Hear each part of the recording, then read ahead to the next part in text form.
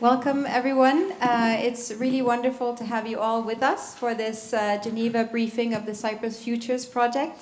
My name is Mille Bojer. I'm Director of Reos Partners, and I was also the lead facilitator for this process. And I'm here to moderate this event and to create the space for my Cypriot colleagues to share their scenarios. We are filming this event as well, just for you to be aware. So if you'd like to share the recording afterwards, you'll be very welcome to do that. Reos Partners, just so you know, is an organization that works with multi-stakeholder dialogue in complex contexts. And one of our core programs of work is about futures work in conflict-affected contexts. And that's how I've landed to be involved in this work. I'm not an expert on Cyprus except for everything that I've learned through facilitating this process. So our experts are very much here, and also many of you in the audience. I'm here with Alexandros and Ipek. They're both very precious members of our Cypriot scenario team. Both of them have worked in peace building for many years in different capacities, both as members of civil society and in official capacities. They're also both esteemed academics with a long academic record that I won't elaborate on, and very core members of our scenario team who've played an incredible role in actually getting these scenarios off the ground and completed. So I'm very happy to have the two of them here. They came here from Cyprus for this event, and we'll be sharing some thoughts with you.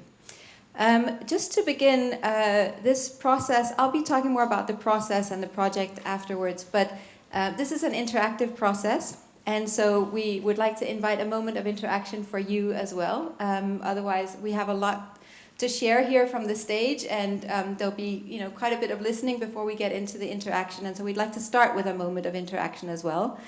And maybe you can show the first slide, please. Okay. So this is a question that we asked all the participants in the Cyprus Futures process at the very beginning. Our first interaction with each person was asking them, what question would you ask a clairvoyant about the future of Cyprus? So we'd love to hear what your questions are for clairvoyants as well. And if you could just talk to the person next to you, introduce yourself, how have you come to be at this event? And even if you don't know that much about Cyprus, I know there's varying degrees. There are people here who've worked on Cyprus for decades and some who know very little. That's fine. There's no right or wrong. But if you could speak to a clairvoyant about what will happen in the future in Cyprus, what question would you ask? So I'm just going to give you 5 minutes to introduce yourself to your neighbor and share with them what question you would ask.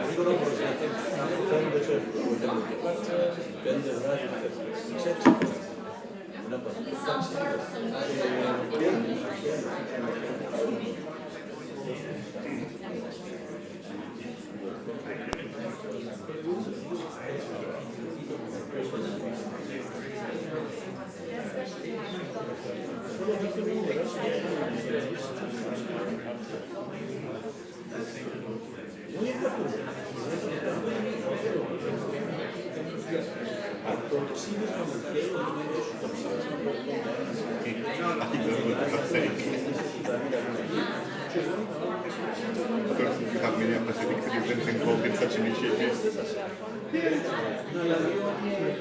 Okay. Thank you. So my colleague Catherine has a roaming mic in the back there. We'd love to hear just a few of the questions.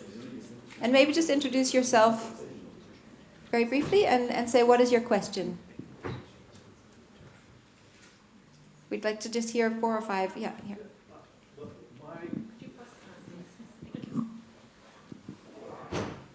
Thank you. This is, I think, a very good effort. I'm not in the international sphere, but this sounds. But my clairvoyant question would be: does the recent election in Turkey improve, or likely to improve, or make more difficult any settlement in Turkey or in Cyprus? It's sort of like. I have a feeling that this might be Erdogan's last chance to do something permanent for the future, and wonder if that will motivate things near term. And would you like to just introduce yourself, your name? Oh, my name's Robert Race. I'm an American resident here in the financial working in the financial sector for the last 35 years. Great. Okay, there were a couple of others.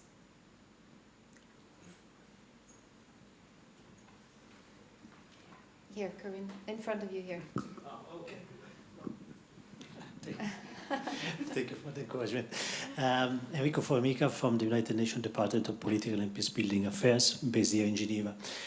My question relates to natural resources and whether the issue of natural resources will be a cause for conflict or whether they can provide an opportunity for agreements and understandings as elsewhere in the region.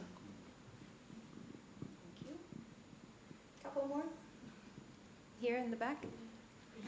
My question would be, where do you see Cyprus 10 years from now? That's what this is all about, so thank you.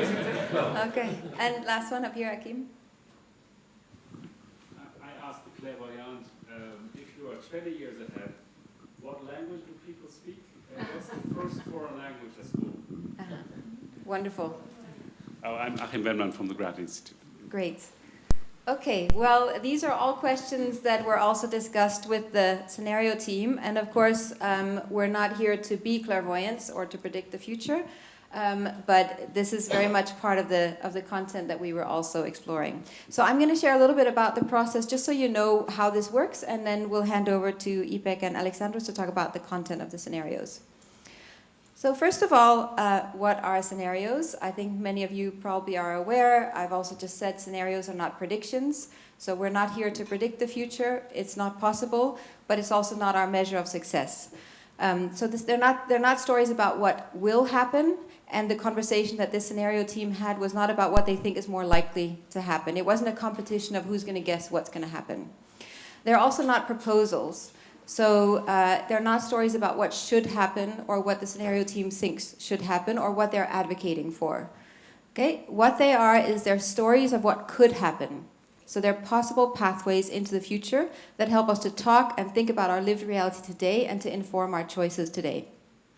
The assignment of the scenario team was to develop scenarios that would be relevant in the sense that they would be speaking directly to the things that concern people today, which is partly conflict, but it's also things like economics and will there be prospects for the youth in Cyprus and what's happening to the environment and other issues that concern people and affect them, trade and so on, that affect them in their everyday.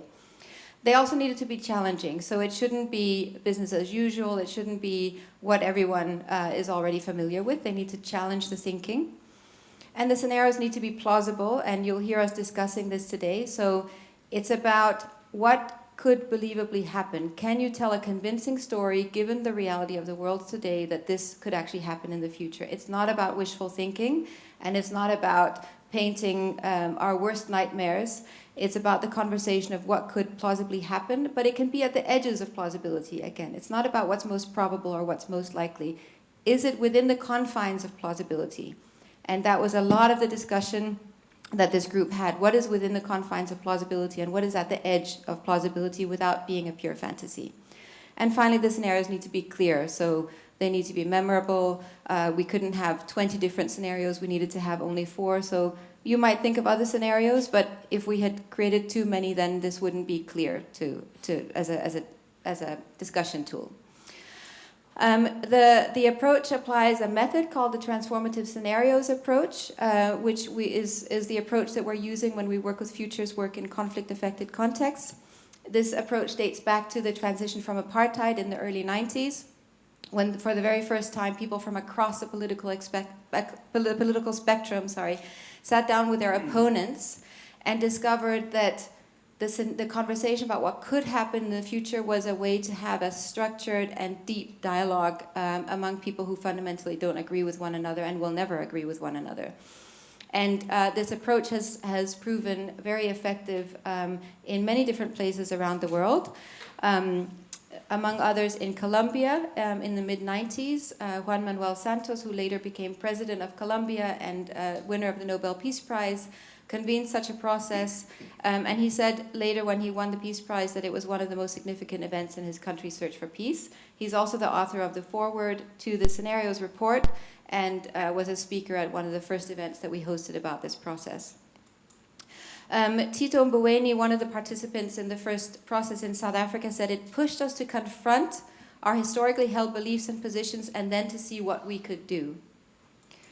Fernando Henrique Cardoso, who's the former president of Brazil, engaged with such a process and said it broke a taboo on the options that were available.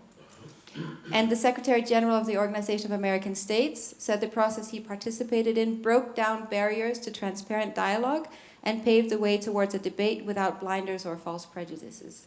Now, none of this guarantees that this happens in Cyprus as well, but it's just to give you a sense of the power of the scenario conversation in complex, conflictual, and uncertain situations.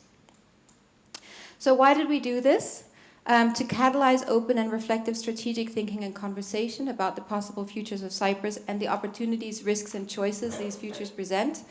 And as a result of that strategic dialogue, to empower civic and political stakeholders to make their own choices. So this is very much about creating awareness and understanding, and then to inform more strategic action, more informed and conscious action, and better choices. The people who created these scenarios, this is a Cypriot-led, Cypriot-owned process. It's facilitated from the outside by myself and my colleagues, but the participants and the authors of the scenarios are Cypriots. They're a group of Greek Cypriots and Turkish Cypriots, 18 Greek Cypriots, 18 Turkish Cypriots, religious minorities included. It's a cross-section of society, so it's not the usual suspects. In fact, we have more usual suspects in this room, people who've been involved with peace building for a very long time, but the people who were the colleagues of Ipek and Alexandros are entrepreneurs, they're educators, they're lawyers and doctors and business people. There are young people as well, people in their 20s talking to people in their 60s. It was a gender-balanced group as well, which makes a very big difference when 50% of the group is women. In fact, I think it was slightly more, like 53%. And yeah, essentially, it's not a group of usual suspects. Some of them had never really engaged with the conversation around the Cyprus problem before, but they bring an experience. They're affected by it and involved by virtue of being concerned citizens.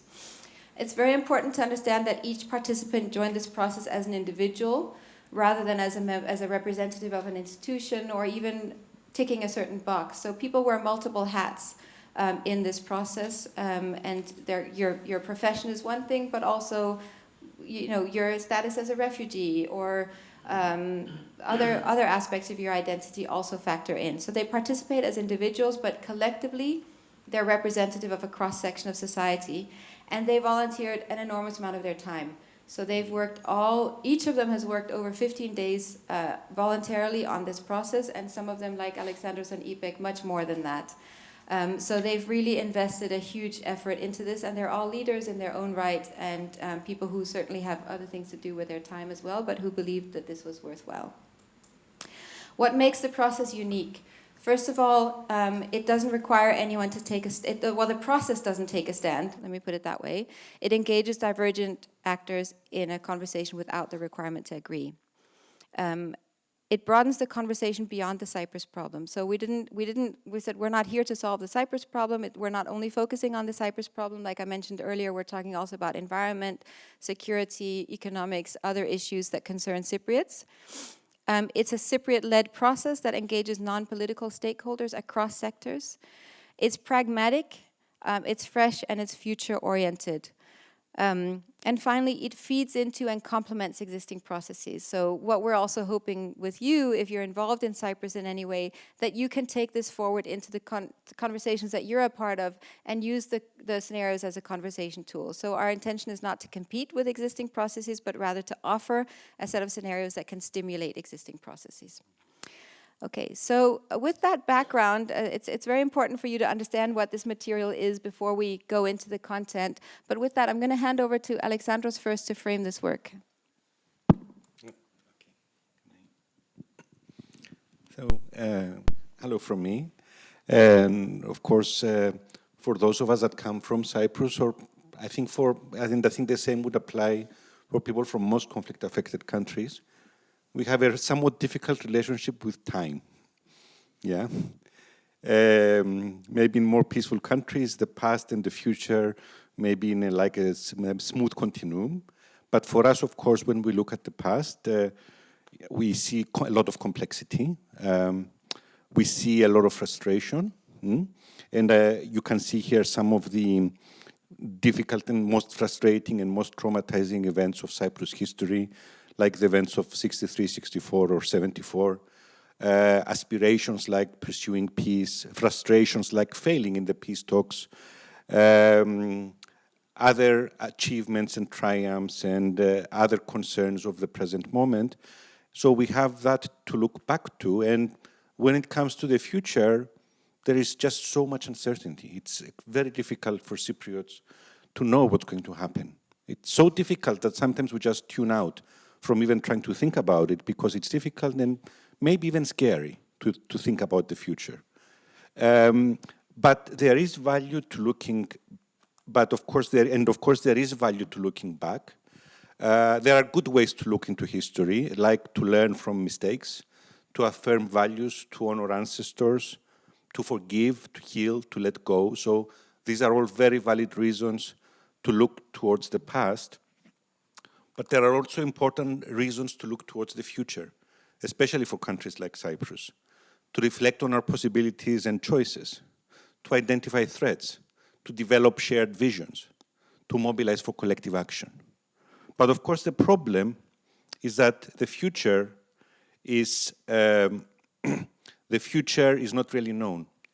But what scenarios do is that they make that unknown future into something more manageable. And that has been, I think, the experience of myself and Ipek and all our other friends that participated in this process with us. It helps you start getting a hold of a future that is fundamentally unpredictable, because the future depends on choices that people haven't made yet. So it is impossible. That's why it's impossible to predict the future, because it's contingent on choices that people will make.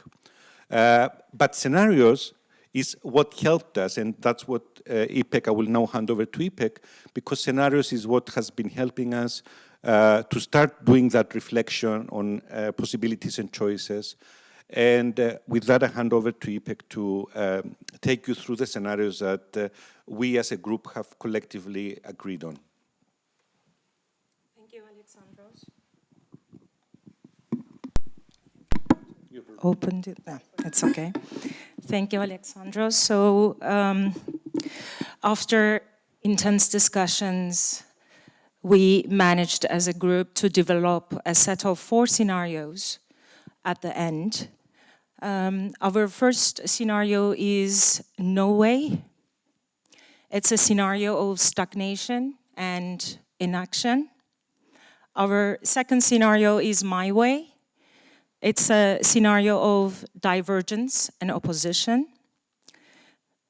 Third way, the third scenario, is a scenario of peace under pressure. And finally, the fourth scenario is our way. It's a scenario of resilient peace. So this set was not pre-designed, actually. I mean, each scenario came about organically from the discussions we made as a group. If we look at the Norway scenario, it's, as I said, a scenario of stagnation and inaction. Here we foresee that new negotiations on the Cyprus problem begin again, but collapse once again. So it is actually the continuation of the status quo that lingers on and on, year after year, sustaining the community's learned helplessness. But of course, the status quo is never static. Each passing time creates the irreversible changes on the ground, which gradually aggravates any prospect for the solution of the Cyprus problem and drive both communities further apart, with younger generations having no recollection of coexisting together. So the pattern of multiple rounds of talks, failed talks, combined with ongoing competing solution models, maximalist demands, and a lack of transformative leadership impede progress, feed fatigue, inertia, and divert resources from tackling other challenges affecting daily life. And few believe in a peace process, but at the same time, no one is willing to give up on it either.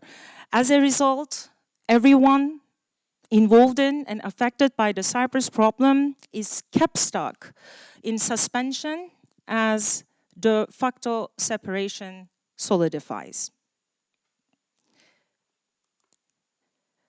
So the second scenario, the world of my way, the Turkish Cypriots intend on breaking out of long-standing isolation, no longer hold out for an agreed settlement of the Cyprus problem, and actively pursue international engagement and recognition as an independent state. Of course, this prompts strong resistance and reaction from the Greek Cypriot side. And under these circumstances, the Cyprus problem escalates in an increasing extent, and EU disengages from the Turkish Cypriot community, and the UN disbands its mission of good offices in Cyprus, as there is no prospect for a common ground, and each side is determined to go on its own way. In the world of their way, we have a future of Cyprus where we have peace, in quotation marks, which is under pressure.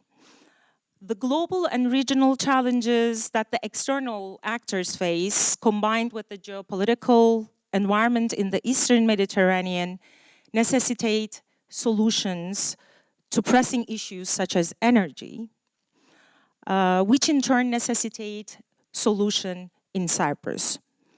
Therefore, the Greek Cypriot and Turkish Cypriot leaders experience considerable pressure from external actors to settle the Cyprus problem.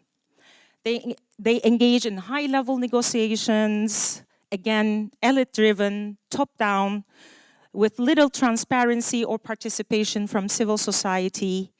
And we, again, have a series of negotiations, summits, conferences with high involvement of guarantor powers and intense engagement of international actors such as UN, the EU, and so on. And in a short period of time, the public on both sides is subjected to a smart communication campaign, employing marketing techniques to influence their referendum vote. And this time, we have 2 yeses, and the Cyprus problem has finally been solved in a heightened state of hope and expectation. However, after the ratification of the settlement plan, which is where the federation is established with a high degree of decentralization, and because little attention was paid for creating an effective culture of federalism, cracks soon start to emerge. Economic integration proves challenging, and leaders experience competing loyalties. To the federation they created on the one hand, and to the community whose support remains essential for remaining in office on the other hand. So it results in a dispensation that reinforces mistrust and ethnic divisions and has little capability to handle stress.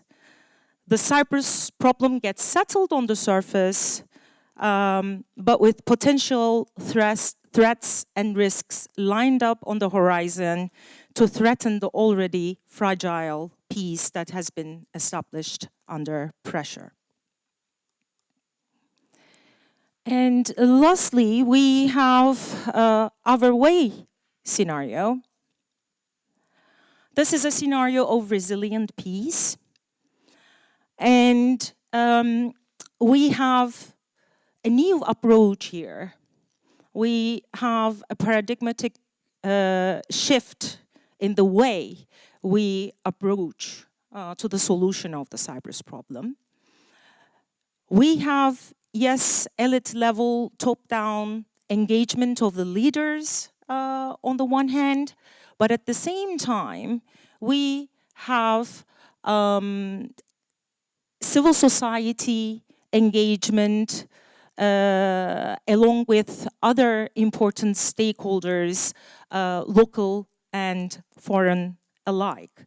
So preliminary consultations result in the leaders agreeing on a new approach to the peace process, focusing on achieving resilient peace. It combines high-level peace talks, working groups, technical committees, and civil society inclusion and participation in the process. And in the resulting federation, attention is devoted to developing effective, legitimate, and resilient public institutions at all levels, both at the federal and the constituent state levels, and mechanisms for coordination. Participatory governance, protection of vulnerable communities, and social cohesion. So we have a future here where the Cyprus problem gets transformed. Oh, sorry. Is this working? So just from a facilitator perspective, I want to share with you something that happened in this process, because there are 3 scenarios that you might be expecting if you're familiar with Cyprus, that you might be looking for. And these 3 scenarios are scenarios that are wishes of different actors in Cyprus. But these 3 scenarios were all rejected or excluded by the group on the grounds of plausibility. They were significantly deliberated. There were very long conversations about whether these scenarios were plausible or not, and what made them plausible and what made them implausible. And this group decided to exclude these scenarios. Now, they're very happy to engage with you if you disagree around that plausibility, and to have that conversation of why is it implausible and why is it plausible. But they weren't rejected because of their desires or their opinions about what should happen, they were rejected because this group felt that they, as I said earlier, they couldn't tell a convincing story of how these scenarios would come to pass by 2035, given the realities of the world today, which was their assignment.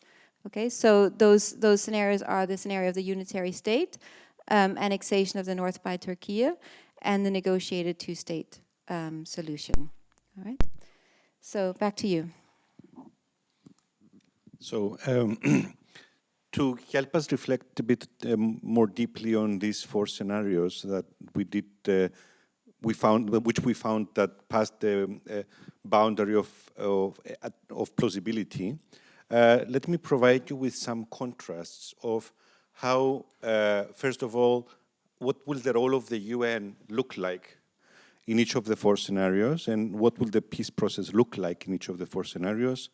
Then I will do a similar comparison for the role of guarantors, guarantor states, and also a comparison of the role of the European Union. So being an international audience, we thought that these three, we also have made similar comparisons for role of youth, the development, the economy, governance, and you can find all those in the full report, but we chose to present this for this specific presentation. So in the world of Norway, the role of the UN is in facilitating, presiding over this peace process that starts again and failing, which feeds disappointment and recriminations, and deepening divides, and the prospect of new talks in this scenario. This is a scenario where the prospect of new talks just lingers on, like it does now. I mean, if you ask someone now whether there may be peace talks in the future, people will say, well, maybe there will, maybe there won't be. So this is the scenario where this continues as far as the peace process is concerned, and the UN is still on the ground trying to make that happen.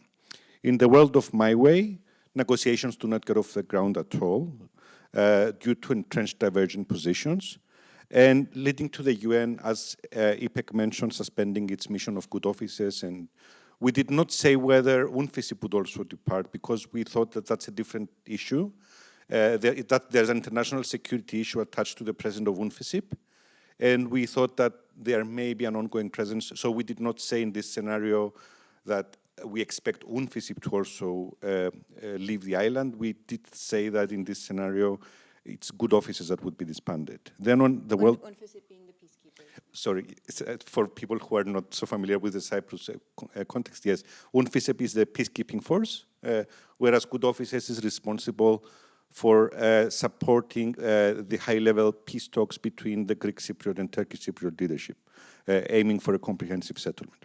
So, in the world of their way, the UN, of course, will be quite central, and the leaders, it's going to be an elite-level negotiation process, where there would be little transparency or public participation in the their way scenario. There would be a lot of engagement and guidance from international stakeholders, so there would be like a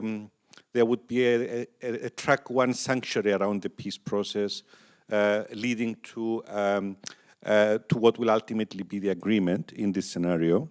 Of course, Ipek has spoken already about what we predict would then happen along this scenario, what we thought would be a plausible outcome of that. Though in the world of our way, in this world, the peace process that is plausible in this world is a multi-track and participatory peace process, which would still involve the UN and the two leaderships. So there was some debate about grassroots peace processes and that start from civil society and somehow transform the process, but we did not think that that was plausible in the context of Cyprus. We thought that a more participatory process that includes civil society, but still has track one at the center would be plausible, but going very grassroots we just thought that it was way far out of the culture of the peace process and is unlikely to happen. And of course, Ipek has already mentioned some of the other details of what the peace process would look like in this context. Now, let's contrast the role of the guarantor states in the four scenarios. When I say the guarantor states, I mean Turkey, Greece, and the United Kingdom, which are the historic, the three countries that were present when the Republic of Cyprus was born in 1960, and they are the co-signatories of the Treaty of Guarantee and the Treaty of Alliance that are connected to the original establishment of the Republic of Cyprus. So in the world of Norway, the three guarantors attempt to assist the sides to reach a workable compromise, and they do participate in high-level peace conferences convened by the UN, as they have done in the past. But Greece and Turkey, siding with their respective communities, eventually disagree on issues related mostly to security and what will happen to those old treaties, so such as rate of troop withdrawal and sunset clause for Treaty of Guarantee. So these are some of the technical issues that those that are familiar with the Cyprus problem will understand, and this will contribute to a collapse of the peace talks. Not saying that this would be the only cause of the collapse, but it would be a contributor to the collapse. In the world of my way, the guarantors will basically be allies, separate allies of the communities. So Greece will be supporting Republic of Cyprus to develop regional alliances with East Med countries. Turkey will be lobbying for the international recognition of North Cyprus while claiming rights to hydrocarbon exploitation.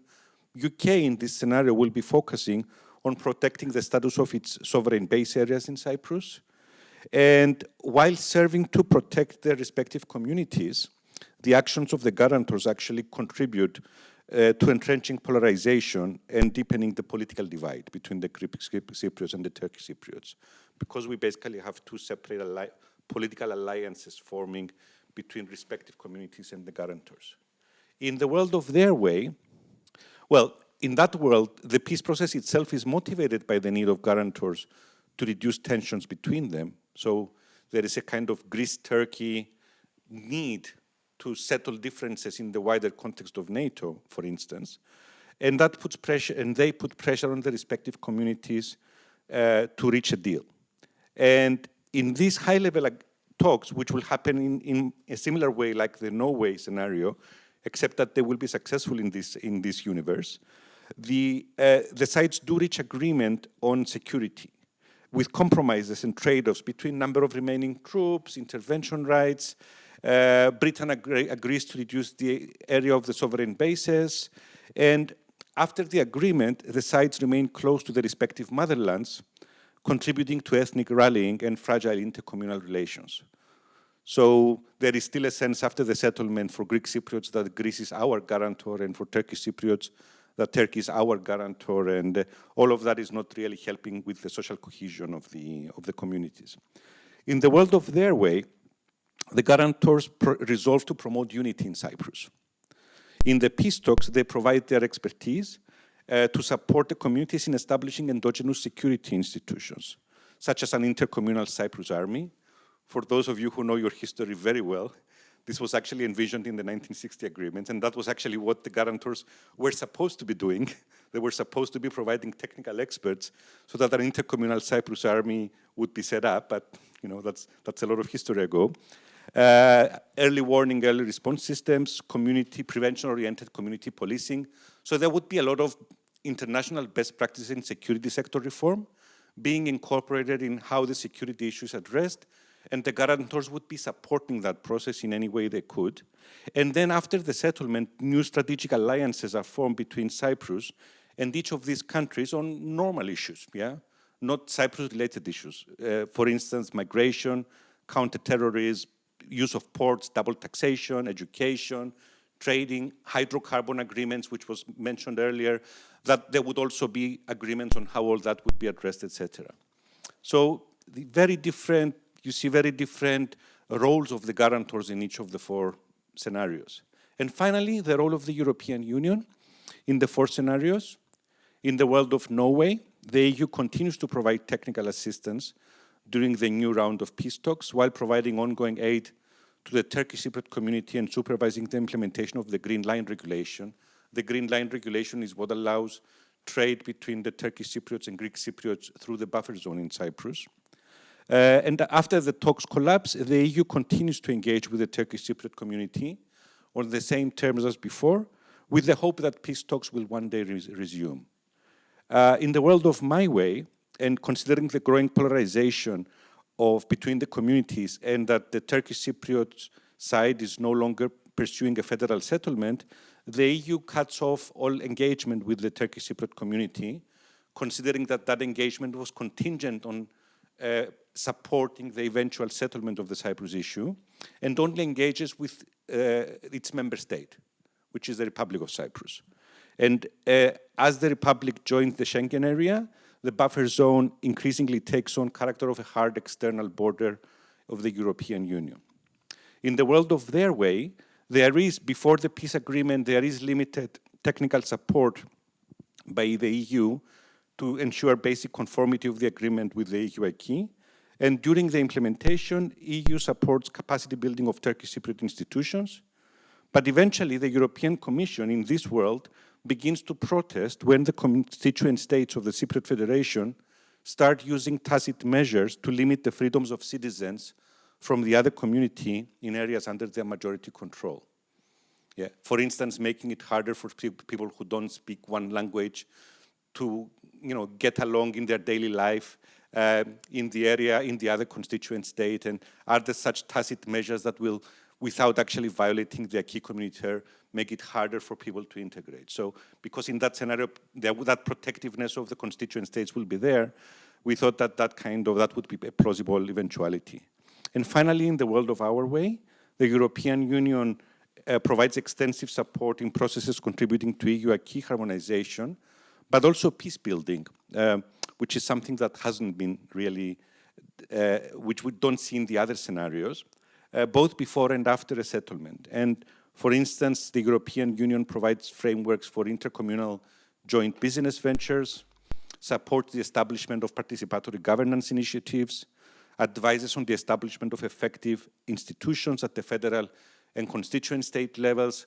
So without getting political, the EU exercises its technical support in a more strategic way in this scenario. So you can see how the scenarios can serve as lenses through which we can consider, and of course these are just examples, and we invite you also, once you have, especially if you have read the scenarios, we invite you to reflect on on topics that might be more relevant to you from your perspective, seeing them from the lens of the scenarios, what would they look like? I mean, how would they evolve? And what that means, as to what that means for what decisions we make today, I will hand over to Ipek. Thank you. So, from scenarios to choices, how do the scenarios translate into choices?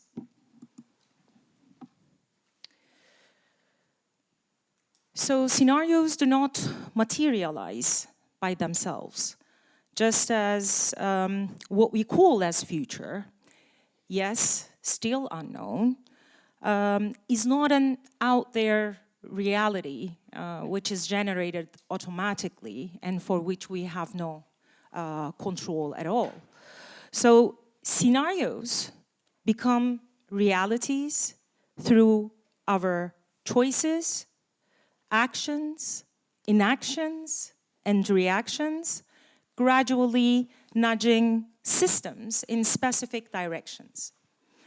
So various civic and political stakeholders can actually regain agency over the future direction of Cyprus by reflecting on how the choices they make today could enable futures which they value. And so we also analyzed,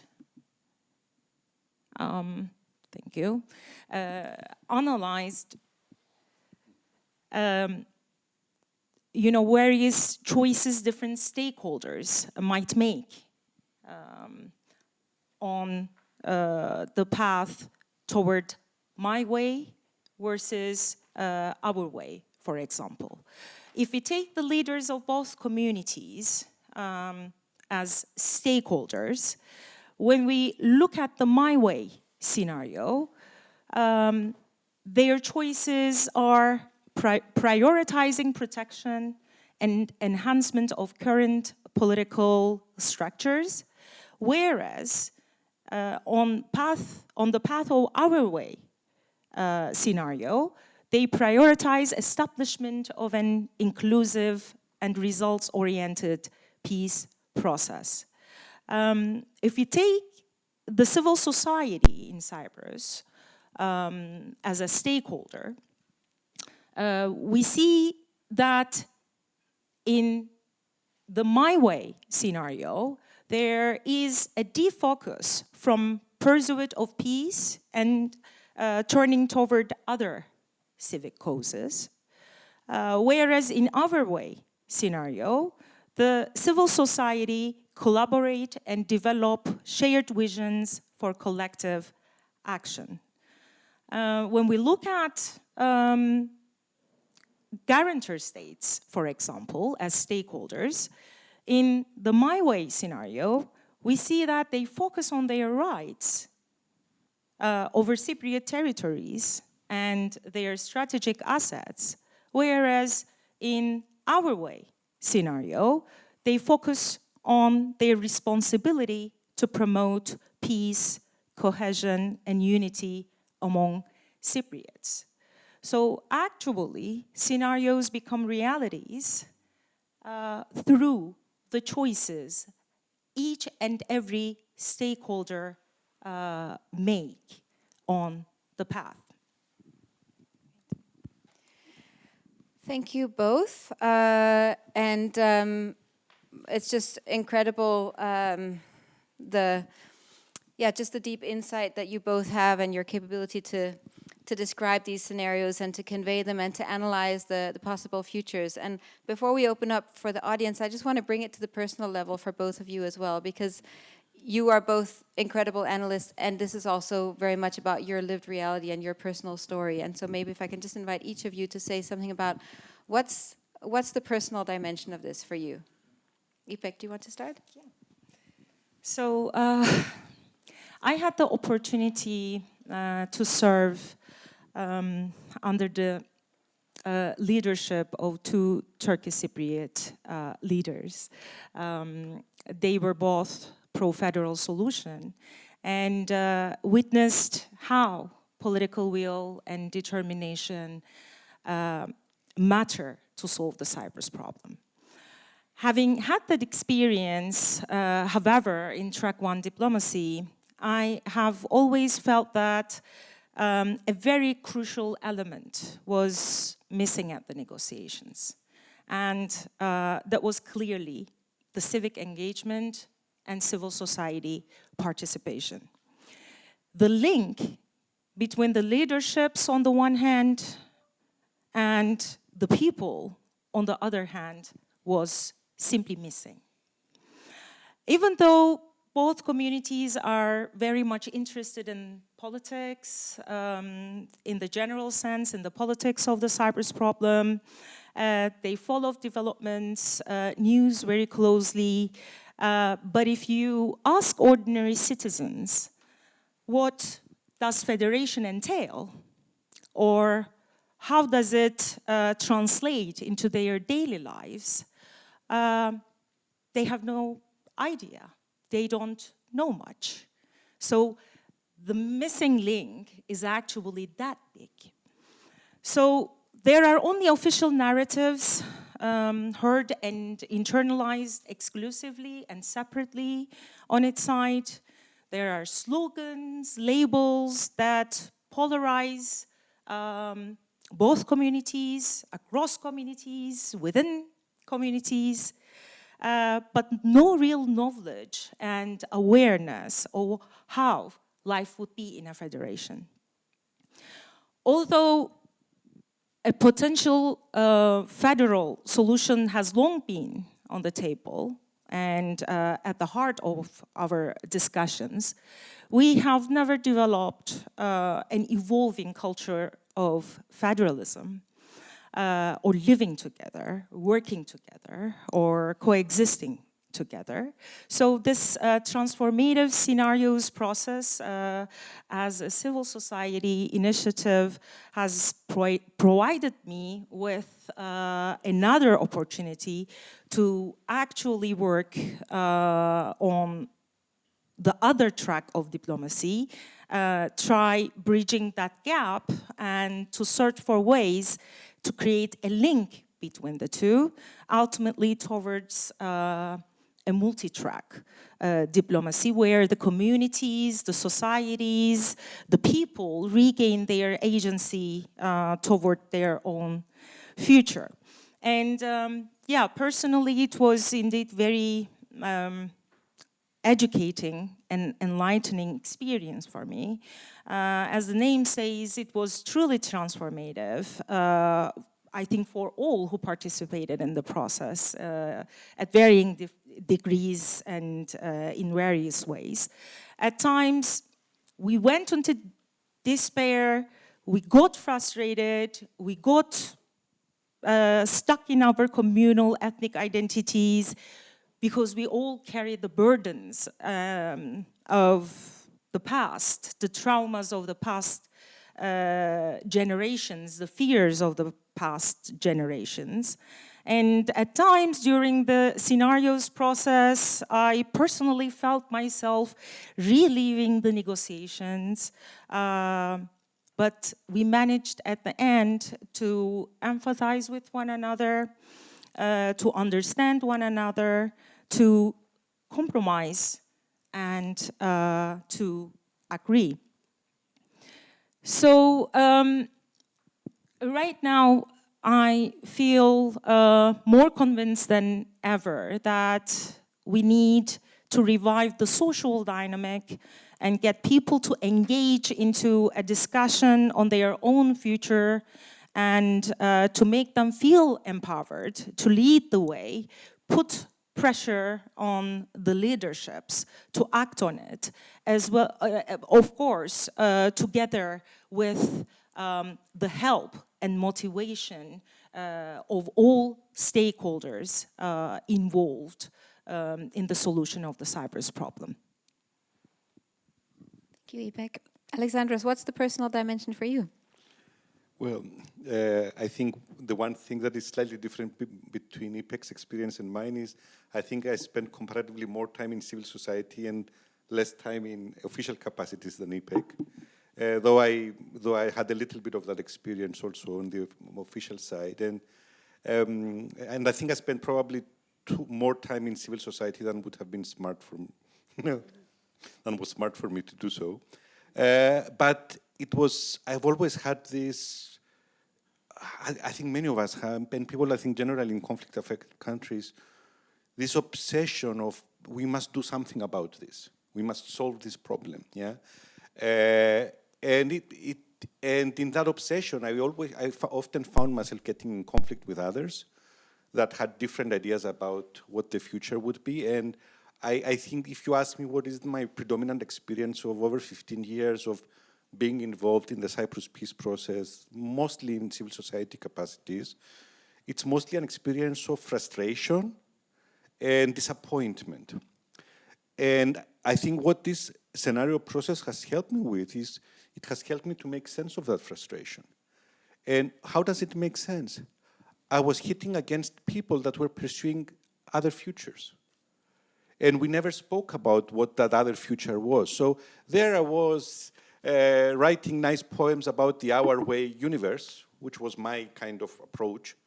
And I was hitting against political stakeholders who were more skeptical than me and thought that our way was just a pipe dream and had already committed to a my way scenario. Or I was hitting against other stakeholders who also wanted peace, but thought that this whole detail of the our way approach was just unrealistic, and we just need to, get onto a their way track to just quickly solve it, and then the rest will take care of itself. And because these underlying assumptions that we each had were never discussed, we were all just arguing at each other and getting angry at each other and starting to dislike each other. Because, I'm the genuine supporter of the future. I genuinely promote the future of Cyprus, but you don't. And I think we all got so tired in all that. And I remember when I was first invited to participate in this initiative, my first reaction to the person who invited me that there is no way I'm going to get involved in this. I'm not doing Cyprus problem anymore. But it has really helped me to be involved in this because I think what has changed in me is that I have become a bit calmer about the whole thing. I don't think there is any value in trying to persuade people the way we have been, that this is how you should be thinking about the Cyprus problem. I think listening more and understanding the underlying assumptions and understanding that everyone is trying the best they can to protect this country that we all care about. And actually for some people, maybe I'm this kind of our way idealist, but I think maybe for some people who are very much committed to the my way scenario, which is not my, it's not the future that I'm pursuing, they're doing it because they also love this country. And they think that this is the best way to protect it. I don't know, maybe they're wrong, maybe I'm wrong, but unless we understand what each other is saying, and I'm not even talking intercommunally here because the divisions have become so deep within each community. Yeah, we cannot no one is talking to each other anymore. And I really think this scenarios approach can help us to start listening, to understand that we have collectively failed to work out where we are going. And maybe by listening and understanding each other's perspectives, maybe we can see, how we can proceed. I come out of this process with this personal reflection. The other personal reflection that I came up with regarding the scenario that I would like to see is that even though, on objective grounds it's prettier, it's also harder. And I have realized that the default of me doing nothing and of others doing nothing, which is the easiest thing we can do after so many years of failure, will lead us into futures that we don't like. And the other alternative is to really invest in collaborating with one another and invest time and effort with an uncertain outcome, but at least that investment has a greater chance of getting us to scenarios that we value more. So, yes. Thank you both for those beautiful reflections. I'm going to open it up now, and just so you're all aware, at 2 o'clock, for anyone who wants to continue the conversation, we're all going to be in a room downstairs between 2 and 4 o'clock, so we can have more intimate conversations and more discussions and debates in that space as well. So this official part will end at 2 o'clock, but there's going to flow into some tea and coffee afterwards if you would like to.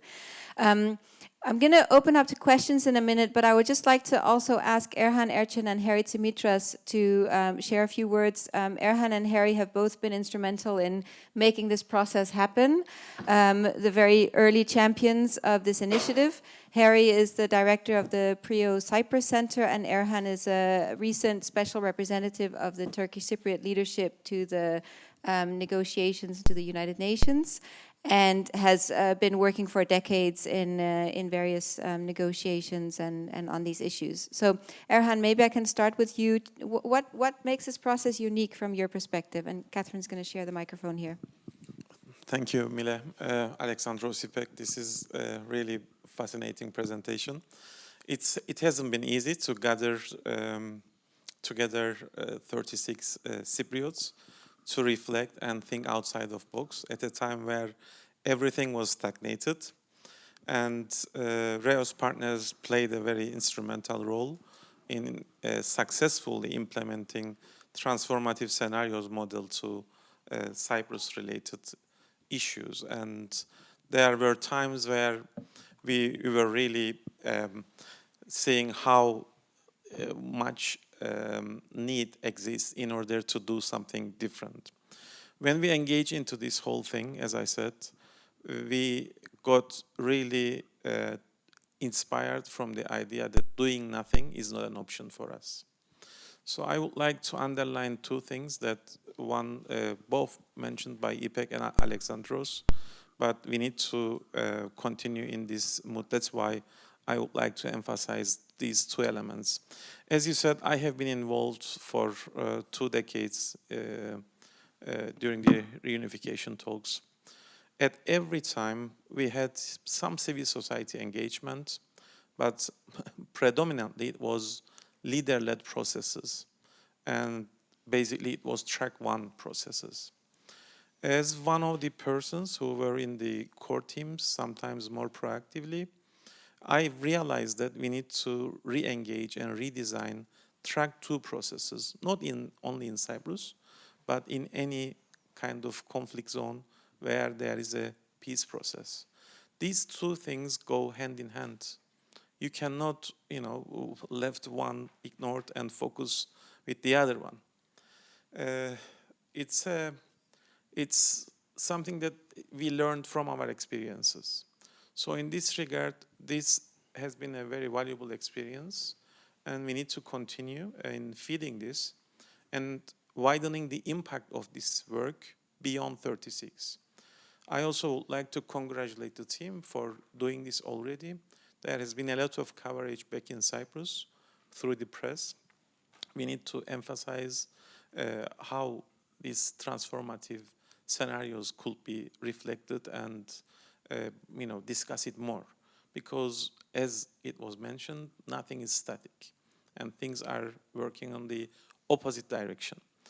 Secondly, we need to, I think, consider how to re-engage in relation to this international community and redefine Cyprus-related matters as a priority, because what we are seeing in the region could affect not just Cyprus and beyond Cyprus. There are a lot of interrelated matters that was mentioned in one of the scenarios, that even the European security could be at stake because if things could worsen up in the coming days. That's why this is not just the work of Cypriots, or this is not going to have impact on the island of Cyprus. And we have learned that frozen conflicts are not always frozen. And incidents a couple of years ago have shown us that we have to take up things seriously. So in this regard, I would like to thank to you, Mille, for this very useful exercise, and to colleagues and the team for putting this all together. Thank you. Thank you. Thank you very, very much for these very inspiring talks, and thank you, Mille, for all the good work. We, on the part of the Pre-Cyprus Centre, acting for the Norwegian Parliament on a direct mandate to contribute to the Cyprus problem, are excited, proud, and very happy to be supporting this initiative. It is a simple fact that in 6 years of no process in the Cyprus problem, the 2 communities, or the gap between the 2 communities, is deepening and widening by the day. So we're in dire need of finding ways for at least the 2 communities, and of course every other one on the island, to start talking. In 5 years to my knowledge, this is the first truly bi-communal initiative, and that's why we love to support it. But this is also a first, not only in the respect that in 5 years it's the first time that the 2 communities speak to each other in a meaningful way and come together thinking constructively about it.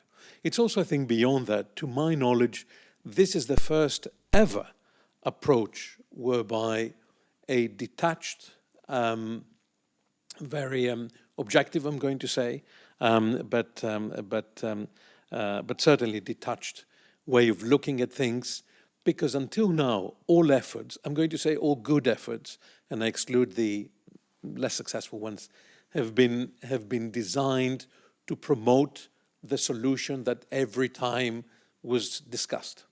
Even confidence-building measures in the past have been designed to promote solutions, and they were also understood or perceived, and I'm going to underline this, as externally imposed, hence with meeting with some allergy.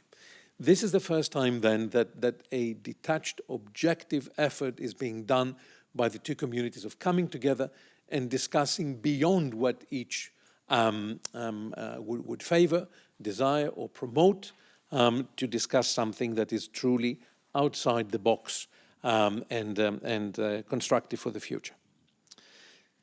We're very happy to support Cypriots talking to Cypriots, thinking with Cypriots about the future, beyond the Cyprus problem, the future of Cyprus more particularly. And this is what we do by facilitating but not interfering. This holds true for us, but also with the other partners. The fact is that we desperately need fresh thinking, this out-of-the-box thinking, simply because the box has not really led us very, very far until now. The fact is also that the Cyprus problem as we knew it is not the Cyprus problem of today. It's certainly not the Cyprus problem of 1963, 1974, the 1980s, and so. It's a new society on the island, new societies. It's a new region. It's a new world, and hence we need to be both pragmatic, realistic, but also inspired. And lastly, the roots of the problem squarely in the past, but any solution can only squarely be in the future. I'm going to quote former President Anastasiadis, who is perhaps to critics one of the last persons one would have thought on the Cyprus issue to quote, but still he said in a meeting in London that when you drive a car and you only look at the rear head mirror, you're going to have an accident.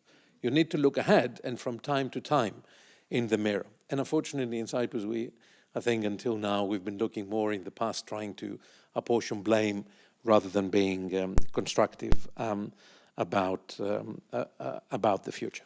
So with these words, we're really, really happy to support forward thinking, future thinking, whatever the outcome might be, but for people, whatever decision they're going to make, at least to know the facts and what could be expected in either outcome. Thanks again.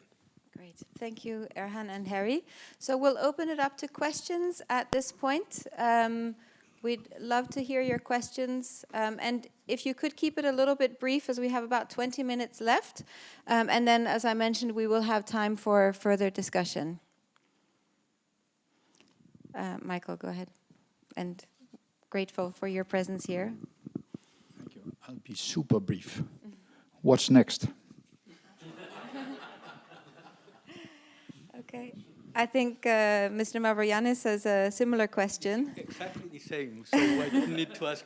Okay. And the only thing that I would like to add is that you know that all this is extremely interesting, and I would like to thank everybody, Mille and Alexandros and Ipek and Erhan and Harry.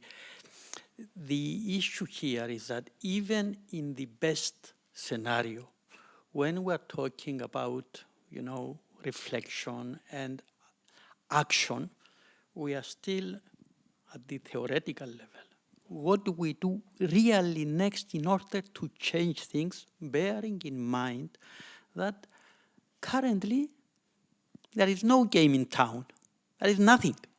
So we desperately need something that will be producing results. Thank you. We'll take a few more. Thank you both. Corinne? Yeah. Corinne Momal-Vagnon, Kofi Annan Foundation. And I'm sorry if I missed it, but could you just explain how the participants, the 36 participants, were selected?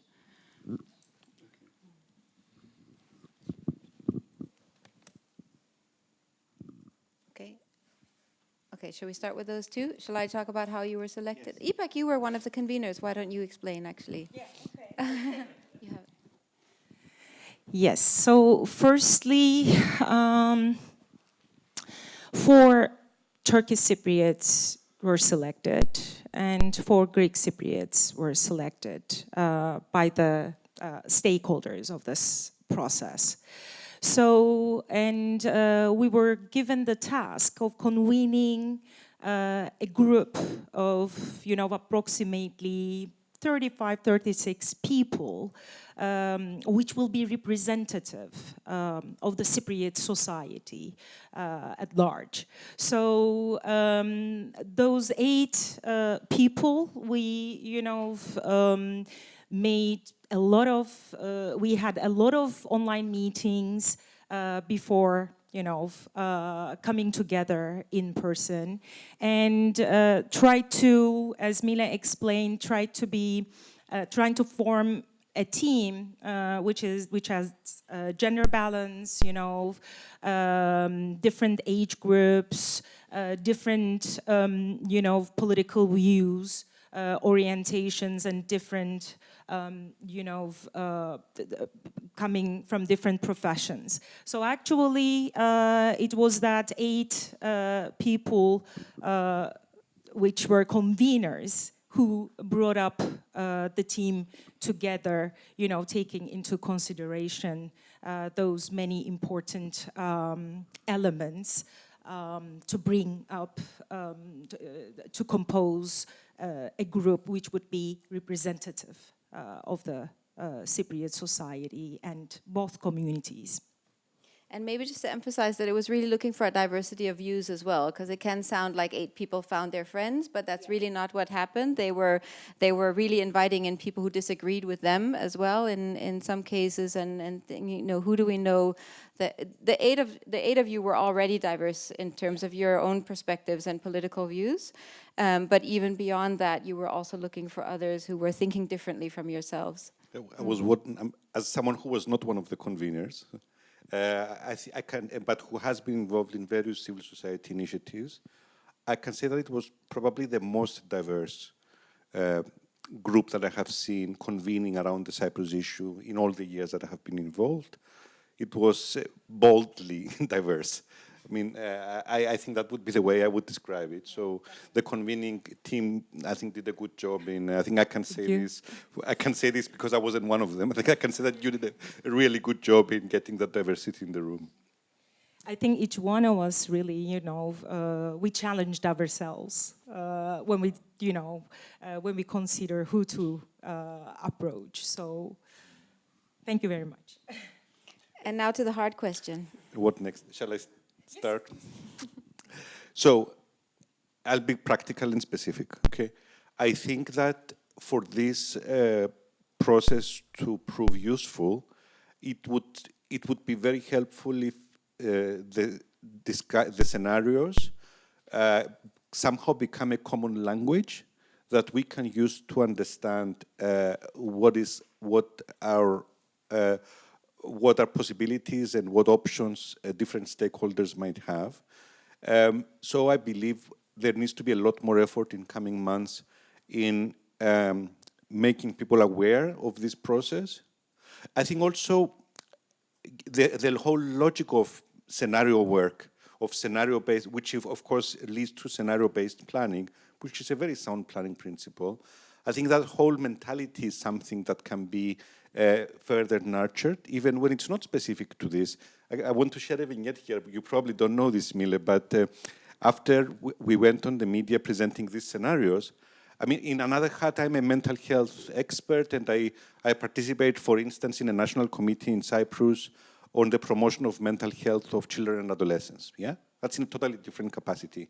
Some of the colleagues in that committee came up to me after we presented these scenarios in the media and said, why don't we do scenarios for the future of the mental health sector in Cyprus? Wouldn't that help? Because we have so many different visions between us. Some are more kind of biomedical, some are more community-based. So maybe scenario-based approach can help us to understand what's happening to us. So because we are generally stuck in Cyprus about dealing with the future and planning, so maybe the whole scenario approach is something that could be part of the what next. Now, more specifically, these scenarios, I think it will be very helpful if somehow the track one process, which is sometimes, at least for those of us who are on the outside at any given time, and of course who is in and who is out depends a lot on political contingencies. I think if the track one process is informed and penetrated by these scenarios so that they can start having their own deliberations about, it doesn't mean influencing towards any one specific scenario, but at least understanding that this is what is happening, that, you know, I'm on this path, you're on this path, maybe we're speaking totally different languages, but I think that would be a very good starting point if track one starts doing that, and maybe the UN I think the UN would really need to play a central role for this to happen. I don't think, of course, from as scenario team, we will be meeting the leaders of the two communities in coming weeks or months. We're trying to arrange appointments. But from our experience, UN leadership is also going to be very important here. And then also, how do these scenarios penetrate civil society? Because civil society is quite dejected. It used to be very active. It used to be the kind of our way type civil society several years ago. But it has become totally disengaged in recent years, and with a lot of civil society exporting their expertise to other countries. I mean, I'm a case in point, actually. With the NGO that we had started at some point for the Cyprus peace process is now providing peace-building services in other countries, which is quite ironic. So how do we all get back together? So we will try in coming months to organize some dialogue initiatives between bringing NGOs together from both communities to reflect on these scenarios, and also to start getting some collective action going involving several NGOs. So these are some possible next steps. Ipek, over to you. I don't have much to add to that, but when we think of the Cyprus problem, of course, it means a lot of things to different stakeholders. So it means something for Cypriots. It means another thing for, let's say, those guarantor powers involved, and it means something else for the international community, the UN, the EU. So we need to be on all fronts. I mean, so Cyprus problem has many stakeholders, has many actors. So we need to reach out to people on the island. I mean, maybe we need to go to the villages, to the rural areas, to try to engage people, ordinary citizens, to the discussion on their own future. But at the same time, of course, as I said, the Cyprus problem has other regional and international stakeholders. Everything is very much interrelated, especially in our region, in the Eastern Mediterranean. And we see that, very clearly, especially in the aftermath of the Russia-Ukraine war, and with the, rising energy considerations and all that. So we need to be up there, I think, on all fronts, trying to spread the word and reach out to various stakeholders. And one more point to add, and just to make it clear, even though the scenario process itself is, we did our best to be objective and relatively neutral in the development and the presentation of the scenarios. Of course, stakeholders who decide to use the scenarios, they're under, and especially Cypriot stakeholders, they're under no obligation to be neutral between the scenarios. For instance, we have already heard of a specific initiative by NGOs who are planning to come together and use the scenarios in order to understand obstacles and opportunities towards the Our Way scenario, and what specific projects could be implemented or pursued in order to make the Our Way scenario a reality and address risks in that specific direction. So I think that it shouldn't, definitely the future of this should not be about us or about the scenario authors, just like the future of a book is not the writer of the book, but it's those who read it who give, the readers of a book give it its own, give it a future, not the writers, yes? So we really do encourage people to take the lead in this, in whatever way their own civic conscience and responsibility moves them towards. And of course, if there's anything we as the original authors of the specific scenario set can help with, I mean, we would be happy to. just to add, and I'll open it up again, but we've developed a guide for how to use the scenarios for educational settings, for strategy workshops, for community dialogues, for individual reflection, and so on. This is on the website as well. And the idea is very much to take this, what we call a springboard approach, where we make all the materials available and others can take them and use them. And it's definitely an uphill battle. This isn't easy. There is a risk of this ending up in drawers. Yes, it's a report, but it's also a set of stories. And what we notice is that when we put those stories on the table and we talk to people about them, people start to talk about not only what if, but also how can we, and why not. So it poses questions and it creates a new conversation by going beyond just probability into the edges of plausibility. But it is an awareness exercise. It is a dialogue. It is a conversation, and it's not it's not easy work, and it's not a very conducive environment. As Harry said, we're in some ways the only show in town at the moment, but we're keeping going, and the scenario team is extremely committed, and the more you can help as well to continue that conversation, we see the power of that conversation and how people are seeing things happening in Cyprus now. An event happens and they talk about that in the context of the scenarios. It's no longer just a single event. It's an event that has consequences. It's an event that leads us in a certain direction. And that awareness influences choices. Erhan, back to, and let's, Mr. Dimitriadis, let's take Achilles first, and then we'll take these two and come back to Erhan.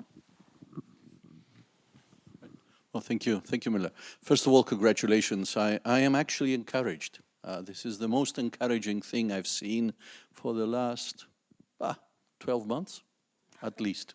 So congratulations, and I mean it. What next, said Michael. Well, we need a target. We need a result-based approach. We need projects. We need people who are interested to engage in the methodology in any way they like. And I think that's what's interesting. I'm here on behalf of Truth Now, which is an NGO trying to set up a truth commission in Cyprus.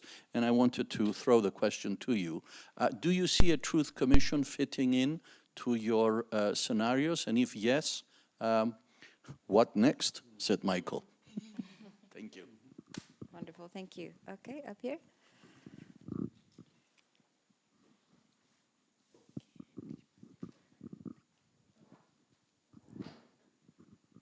Thank you. Sabine Meitzel, I'm working for an institution in Liberia, complex conflict-affected environment. And I would love to echo my predecessor in saying this has been one of the most encouraging events and discussion I've heard in the last couple of years, I must say, because it is about forward thinking, it is about constructive, it is not about right or wrong, it is what can we do together to move ahead. With that, I apologize to ask two very technical questions. In the interest of replicating, who gave the initiative for starting this scenario process in Cyprus? And second, very technical question, how is it financed? Third, very technical question, who is responsible for communication, for carrying the message around, as you have said, to rural areas, to stakeholders, maybe the international community, maybe the EU? Three, I apologize, very technical questions in the interest of trying how we can take that process further, maybe to Liberia. Thank you.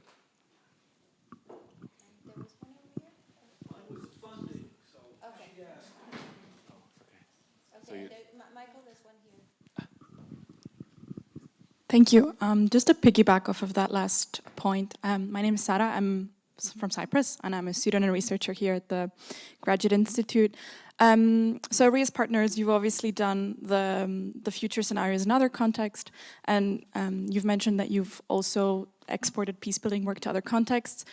What can we learn from Cyprus in these other contexts? We sometimes think that we're extremely unique, but is there any other common things or differences that you've seen?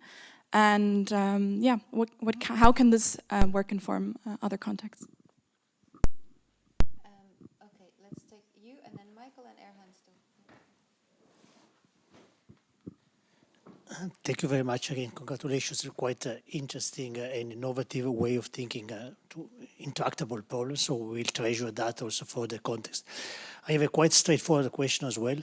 What the United Nations can do to help you, to support, and what will be the implications vis-a-vis more traditional actors of the track one that has been our traditional engagement. Thank you.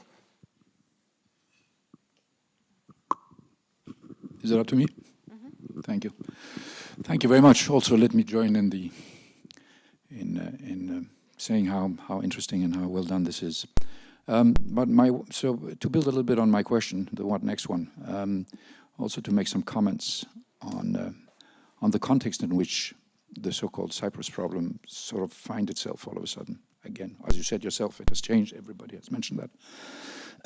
Now, we are living in a governance transition globally at all levels of society that is moving quite fast. And I really congratulate you for the process because it fits right into this kind of transition we're moving towards, a multi-stakeholder, integrated, collaborative way of doing things, where governments are no longer the only ones sitting around the decision-making table.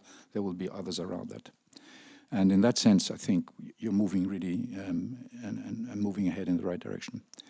But there's another reality that's much more ominous and much bigger, and that is the sort of existential crisis that we are living and we're facing.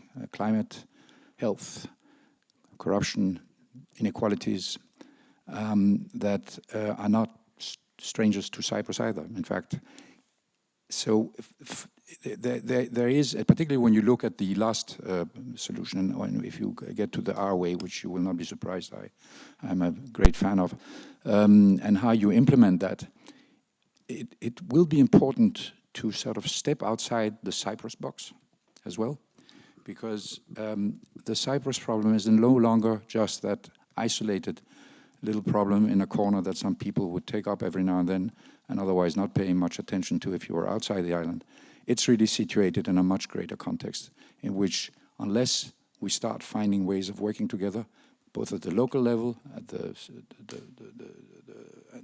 the regional level and the global level, we're not going to make it. So that the elements for convincing and for sort of enriching the conversation inside the island has to take, in my mind, into account the grave, really grave threats to humanity, and therefore also to Cypriots, and the really urgent need to sit down and figure out how you guys are going to tackle these big questions together in a much more operational and speeded up way. So I think it's time to stop referring to the Cyprus problem. Maybe we should start talking about the Cyprus solution to start with, and then situated in a much more global effort to really get to these massive problems that we need to solve together. It's massively urgent, and I haven't even started to talk about when you overlay these existential sort of physical existential crisis, and you overlay the speed with which new technologies are coming at us, in which nobody is ready to adapt fast enough to, at again all levels of governance. It's a massive challenge, and it can only be solved if we do it together. And when I say we do it together, it means at all levels of society. Thank you. Thank you, Michael. I think I need to take it up from there. I leave technical questions to you, Mille, but if you want, I can come back to you on that. It's very good questions, I think, still. I think the idea of this whole exercise was to trigger internal dynamics. The mission is accomplished. The team put together a wonderful work outcome, and now there is a lot of discussion back home, and nothing was moving, you know, and now there are things that are being discussed, exchanged. And internally, we are discussing different ideas, which NGOs to involve, which regions, which villages to go. So this whole exercise triggered internal dynamics. Now, what next is what Michael said. how we are going to trigger external dynamics, global, regional, and to combine with local. As mentioned many times, Cyprus problem is not an isolated one. We need to plan and prepare conducive regional and global policies that will enable meaningful discussions, because we know that if this will not be, we need the help of international actors and stakeholders. That's why in the Eastern Mediterranean, we need inclusive policies, and that can only be achieved by stakeholders, international stakeholders. I think we were in Brussels last week. We met at the European Parliament. We discussed with External Action Service. We had meetings with European Commission, and we have expressed our desire regarding what could be their role. The role of the EU is well defined, and Alexandros showed it in one of his slides. Again, in the spirit of forward-looking, we should really start preparing also external dynamics so they could meet, because this is something that would really make everything more meaningful. That's why we've been to London, and that's why we are here in Geneva.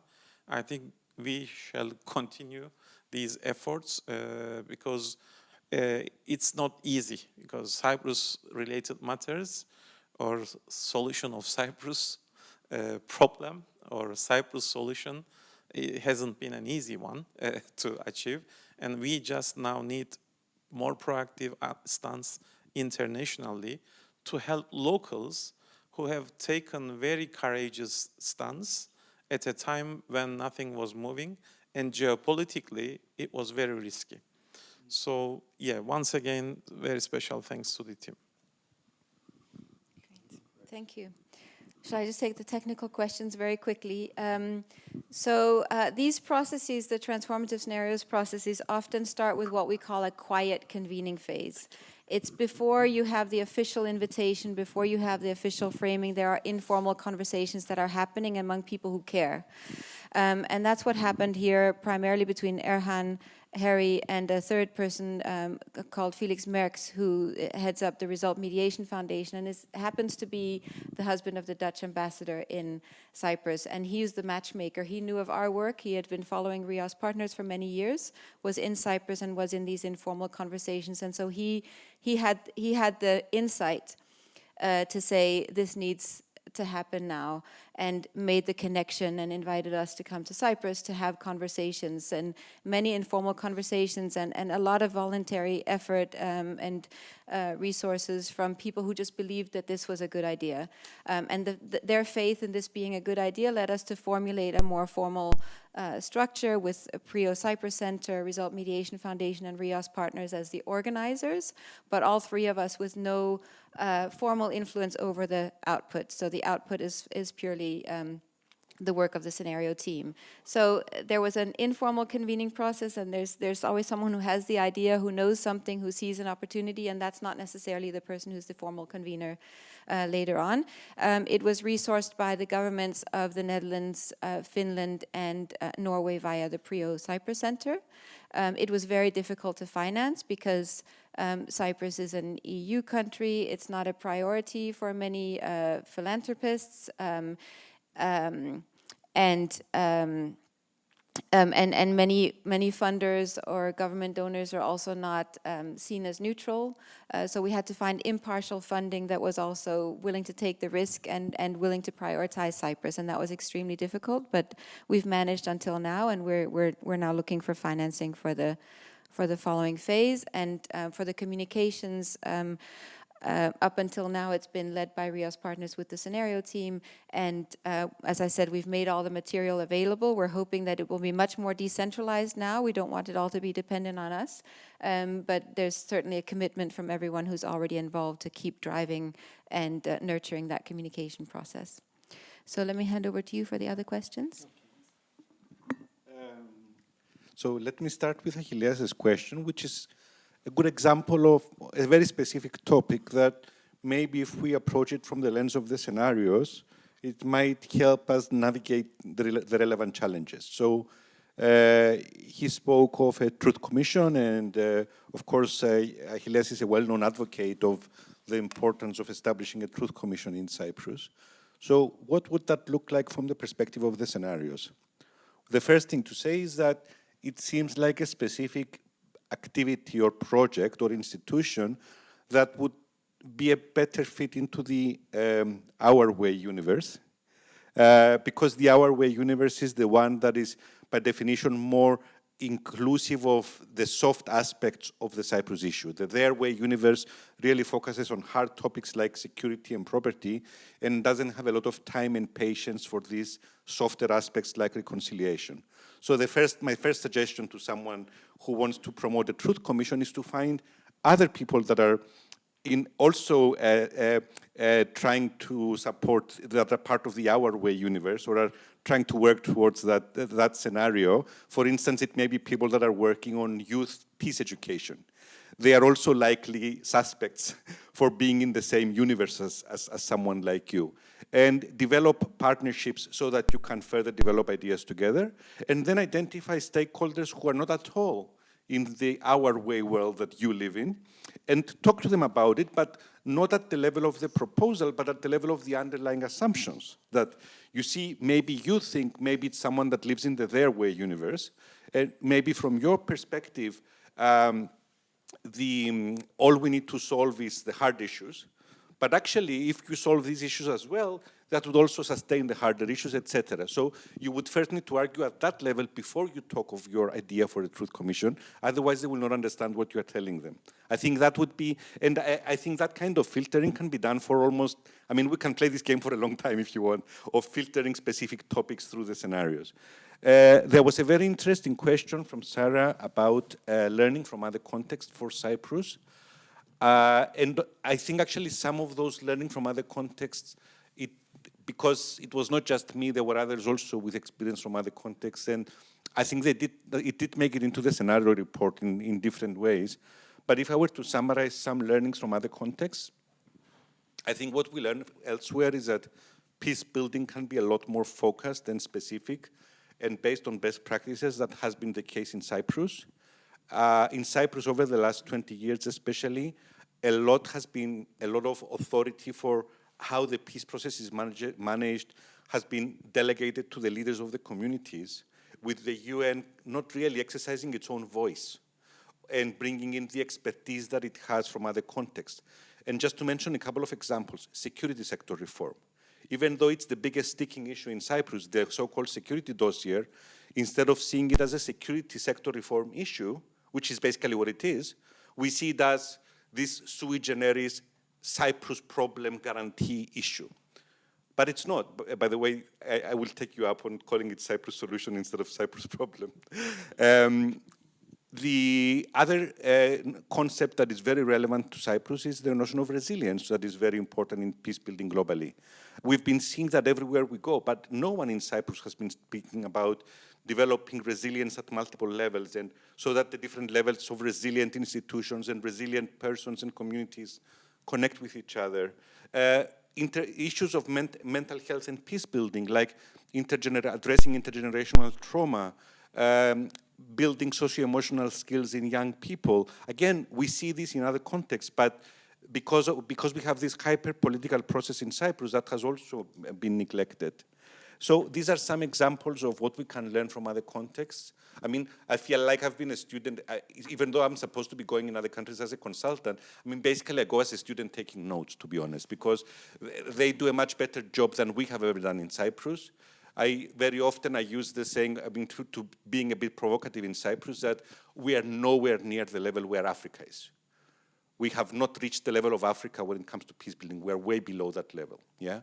So that also addresses some of the kind of, stereotypical and racial arrogance that sometimes you find, that we have a lot to learn. We have a lot to learn from all those countries. What can the UN do? I think practicing process leadership is something that is long overdue for the UN in Cyprus, in my opinion. And I think that that would also be,